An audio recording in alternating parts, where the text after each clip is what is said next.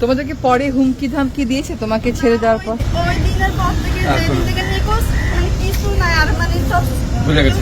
আমাদের কিছু মানে আমাদের খুঁজে রাখতে না, কিছু করে না। কারণে করবো তোমাদের কোনো সন্দেহ এই কারণে আমাদের সব টাকার জন্য ওই টাকা হ্যাঁ টাকার জন্য করতে পারে, কিন্তু আমাদের আম্মুর অত টাকাও নাই। মানে আমার কি হইতো? ওরা তো বলতেছে যে গাড়িতে বলতেছিল যে টাকা আর সম্পত্তি, আর আমার আম্মুর নানা একটু সম্পদ আছে এরকম, ওইটাই বলতেছিল বারবার, মানে সব আমার আম্মুর নামে ছিল। নানার সম্পর্কে এত বড় কাণ্ড করবে।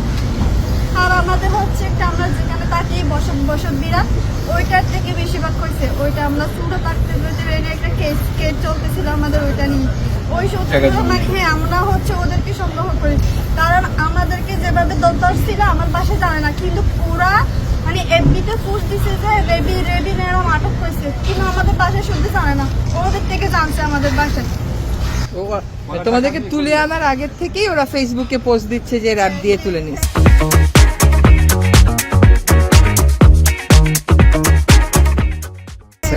ওরা টাকা দিয়ে করিয়েছি স্যার। আর হচ্ছে আমাদের যেই বসত বাড়ির যে মামলা চলেছে ওর বাইকটা হচ্ছে র্যাব 2 তে ছিল তখনকার।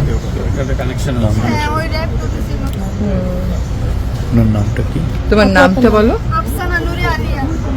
তোমার তখন বয়স কত ছিল? 11 বছর ছিল। আমার মায়ের নাম হচ্ছে রেজিয়া বেগম রেবি, তখনকার 39 বছর ছিল। কত সালে তোমাকে নিয়ে এসেছে? 2015 সাল 9 মাস 22 তারিখ। বাবা আছেন? জি আমার বাবা আছে।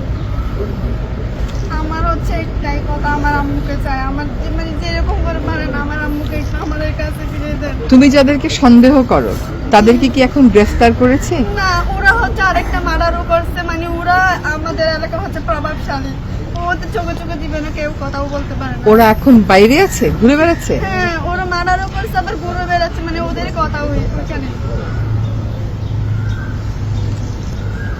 ওরা কোনো পলিটিক্স করে?